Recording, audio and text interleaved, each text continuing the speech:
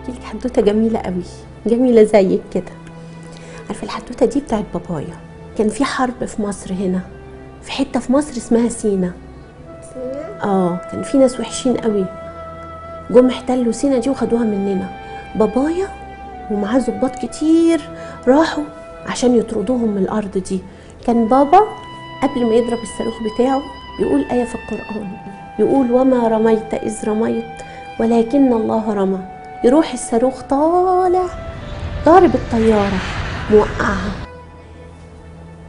العدو ممكن يكون جوانا وممكن يكون حد بره.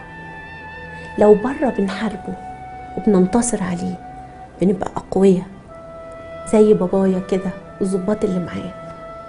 وانا يا شروق عايزاكي تبقي زي بابا قوية وزي جنودنا وجيشنا الأقوياء.